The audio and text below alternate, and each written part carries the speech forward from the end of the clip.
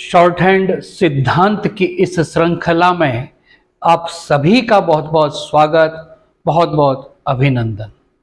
साथियों, आज हम शॉर्ट हैंड की जो आगे के जो अध्याय हैं उसके अंतर्गत शब्द चिन्ह एवं विराम चिन्ह का अध्याय पढ़ने जा रहे हैं। साथियों, अभी तक हमने स्वर पढ़े थे। स्वरों को व्यंजनों पर किस तरह से लगाना चाहिए ये भी हमने पिछले अध्यायों के दौरान पढ़े थे। आज शॉर्ट हैंड अपना एक कहना चाहिए ओरिजिनल जो इसका मूर्त रूप है, यानी कि शॉर्ट हैंड का जो ओरिजिनल आकार है, यानी कि यहां से हमारी शॉर्ट हैंड अपनी जो वाकई स्थिति है या वाकई जो आकार है उसमें आज कहना चाहिए आना शुरू हो जाएगी। आज हम पढ़ रहे हैं शब्द चिन्ह। देखिए, सबसे पहले अगर हम समझें शब्द चिन्ह क्या है, तो शॉर्ट हैंड की लिहाज से अगर मैं बात करूं तो शब्द चिन्ह वे शब्द होते हैं जिनका हर भाषा में बार बार, हर सेंटेंस में, हर वाक्य में बार बार जिनका प्रयोग होता है। ऐसे शब्दों के लिए संकेत लिपि में एक शब्द निश्चित कर दिया गया है, एक संकेत निश्चित कर दिया गया है जिसे शब्द चिन्ह के नाम से जानते हैं। देखिए, शब्द चिन्ह जैसे के, की, ने, से, कौन, कुछ, ये ऐसे शब्द हैं जिनके बिना कोई वाक्य बनता ही नहीं है, अर्थात जिनका प्रयोग हर वाक्य में बार बार आता है। ऐसे शब्दों के लिए शॉर्ट हैंड में एक संकेत निश्चित कर दिया है, उसी को हम शब्द चिन्ह के नाम से जानते हैं। शब्द चिन्ह विभिन्न, यानी कि डैश के माध्यम से भी, बिंदुओं के माध्यम से भी और अन्य व्यंजनों के माध्यम से भी लिखे जाते हैं। सबसे पहले अगर हम बोर्ड पे देखें तो देखने से हमें यह पता चल रहा है कि दोनों की के लिए कोई एक संकेत निश्चित किया गया है। देखिए, शब्द चिन्ह 3 स्थानों पर लिखे जाते हैं, लाइन से ऊपर, लाइन पर और लाइन को काटते हुए। लेकिन संकेत वही होता है, लेकिन तीनों ही स्थितियों में उनके अर्थ अलग अलग होते हैं। जैसे सबसे पहले अगर हम देखें, जो की मात्रा है, चाहे वो छोटी की हो चाहे बड़ी की हो, दोनों के लिए जो संकेत निश्चित किया गया है वो आपका एक इस तरह से छोटा डैश है, वो की के लिए निश्चित किया गया है, चाहे वो दोनों ही की हो। इसी डैश को अगर हम लाइन पर लिख देते हैं यहां पर, तो ये के लिए प्रदर्शित होगा, के लिए लिखा जाएगा। ठीक इसी तरह से न के लिए एक इस दिशा में इस तरह का एक जो डैश है, छोटा डैश है, वो न के लिए, और इसी डैश को यदि हम लाइन पर यहां पर कर देते हैं तो इससे हमें तो, जितना, जितने, जितनी, यानी कि परिवर्तित जो रूप हैं शब्द के, वो भी इसी संकेत के माध्यम से पढ़े जाएंगे, समझे जाएंगे। ठीक इसी तरह से आगे आप देखिए, जैसे का के लिए एक सीधा डैश है, छोटा डैश का के लिए, इसी डैश को यदि हम लाइन पर कर देते हैं तो ये हो जाएगा को के लिए। लेकिन ये दोनों ही हल्के डैश हैं, यानी कि हल्की लाइन से लिखने हैं। ठीक इसी तरह से एक गहरा डैश इस तरह से ये आ के लिए है, इसको यदि हम लाइन पर कर देते हैं तो ये हो जाएगा। और इसी डैश को रेखा के नीचे की तरफ, अर्थात शॉर्ट हैंड नोटबुक की जो लाइन है उसके नीचे की तरफ लिखें तो ये हो के लिए प्रयोग होगा, जिसमें हो के ऊपर एक बिंदी भी आएगी।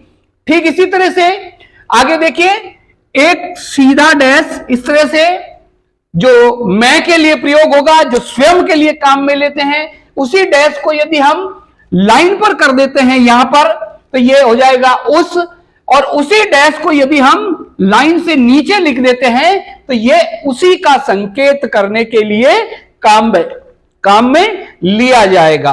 ठीक इसी तरह से है के लिए एक इस तरह से बिंदु है जिसको हम है के लिए प्रयोग करेंगे। ठीक इसी को अगर हम लाइन पर कर देते हैं, यहां पर लाइन पर कर देते हैं तो यही बिंदु हैं, हूं और ही के लिए प्रयोग में आएगा। ठीक इसी तरह से एक क की रेखा, ये पूरी रेखा है, ये डैश नहीं है, एक पूरी रेखा क की है। अगर लाइन से ऊपर मैं लिख दूं उसको तो ये एक, किया, किए आदि के लिए प्रयोग में आएगा।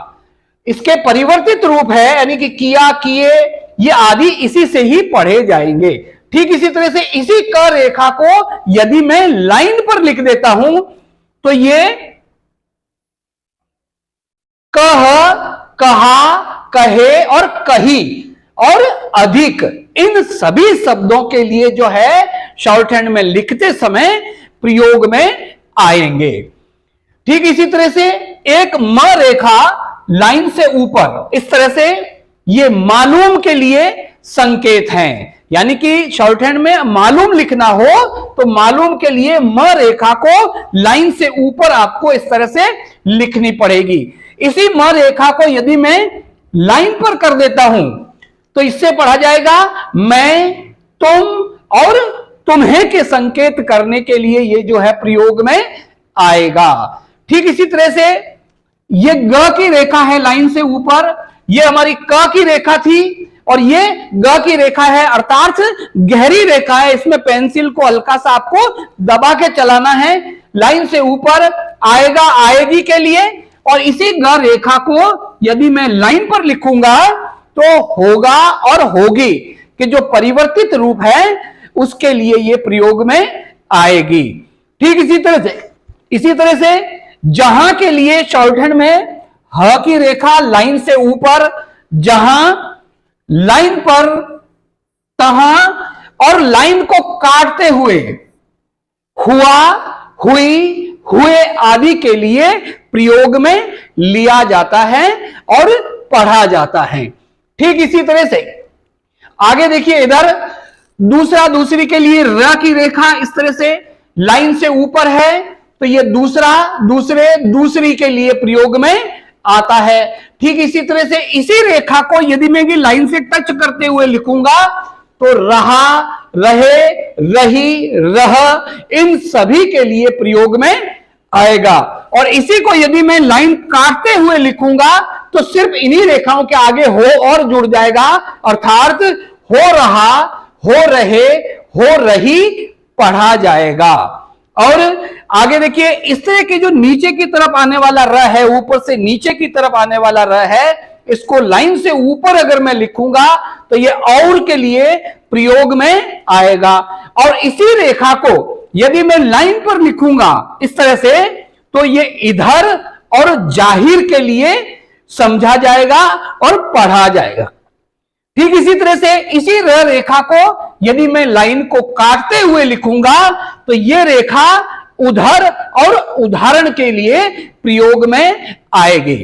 ये सब देखने से हमें पता चल रहा है कि ये संकेत इन शब्दों के लिए निश्चित कर दिया गया है, फिक्स कर दिया गया है। रेखाओं में हमें इसका प्रयोग करना होगा और तभी शॉर्ट हैंड अपना असली रूप यानी कि मूर्त रूप लेने लगेगी, क्योंकि ये ऐसे शब्द हैं जिनका प्रयोग हर वाक्य में बार बार होता है, जिनके बिना कोई वाक्य बनना संभव ही नहीं होता। ऐसे शब्दों के लिए जिनका प्रयोग प्रत्येक वाक्य में बार बार होता है, शॉर्ट हैंड में एक संकेत निश्चित कर दिया गया है जिन्हें हम शब्द चिन्ह के नाम से जानते हैं। शब्द चिन्ह अपने जो मूल स्थान है वहीं पर लिखे जाते हैं और वहीं से पढ़े जाएंगे। इसके अलावा डिक्टेशन लिखते समय अगर शॉर्ट हैंड में विराम चिन्ह आवे कहीं पर भी तो इसके लिए एक क्रॉस का निशान का प्रयोग किया जाता है। ठीक इसी तरह से अगर पैराग्राफ चेंज करना है, पैरा बदलना है, तो इसके लिए जहां बोला गया है पैरा बदलना है या पैराग्राफ चेंज डिक्टेशन में, उसी के साथ दो क्रॉस बड़ी लाइन डालनी होती है। इसके अलावा योजक चिन्ह, जिसको हम हाइफन भी बोलते हैं, योजक चिन्ह इस तरह से ये वाला, ये संकेत करने के लिए शॉर्ट हैंड में इस तरह के एक चिन्ह का प्रयोग किया गया है। और अंतिम है कि शॉर्ट हैंड में जब किसी शहर, किसी व्यक्ति या किसी का नाम आए, देश का नाम आए, ऐसी स्थिति में उसके नाम के नीचे 2 डॉट लगा देने चाहिए, अर्थात 2 डैश का प्रयोग करना चाहिए। जैसे राम मैंने लिखा है राम, तो इस तरह से 2 डैश लगाने हैं। तो किसी भी नाम, किसी शहर का नाम हो, किसी व्यक्ति का नाम हो, ऐसी स्थिति जब कभी शॉर्ट हैंड डिक्टेशन में आवे तो ऐसी स्थिति में उसके नीचे 2 डैश लगाने हैं, जिससे उसका ट्रांसलेशन करते समय हमें ये कहना चाहिए, पता चल जाएगा कि ये किसी व्यक्ति, किसी शहर या किसी देश का नाम है, जिससे हमें उसके ट्रांसलेशन में बहुत ही आसानी हो जाएगी। अब ध्यान रखिए कि शॉर्ट हैंड के जो ये शब्द चिन्ह हैं, इनको हम रेखाओं में कैसे प्रयोग करेंगे, इसका मैं एक छोटा सा उदाहरण आपको इसके जरिए ही देना। राम, जैसे आप देखिए मैंने कहा राम, ये 2 डॉट, न के लिए ये संकेत राम ने, कहा, कहा कहे के लिए क रेखा, कहा कि एक आदमी को बुला, ये एक मैंने छोटा सा सेंटेंस लिखा है, जिसमें आप देखिए राम व्यक्ति का नाम है, 2 डैश लगा दिए, न का संकेत कर दिया है, कहा का संकेत कर दिया है, की का कर दिया है, एक का शब्द चिन्ह है हमारे, एक का ये रहा, ये शब्द चिन्ह का प्रयोग किया है, आदमी को का भी शब्द चिन्ह, और बुला और ये विराम चिन्ह का प्रयोग किया है। इस तरह से छोटे छोटे सेंटेंस में हम इन शब्द चिन्हों का जो अभ्यास है, आगे 6.1 6.2 जो भी अभ्यास है, उसमें इन शब्द चिन्हों का प्रयोग किया जाएगा। तो निश्चित रूप से आप सभी को इस आउटलाइन को, इन संकेतों को बार बार लिख करके अभ्यास करना है। फिर 6.2 अभ्यास जो मैं आपको डिक्टेट करूंगा, उसमें इनको इंप्लीमेंट करना है। शॉर्ट हैंड नियमित अभ्यास एवं नियमित प्रैक्टिस से हम आसानी से सीख सकते हैं, इसमें कौशल अर्जित कर सकते हैं। बहुत बहुत थैंक यू।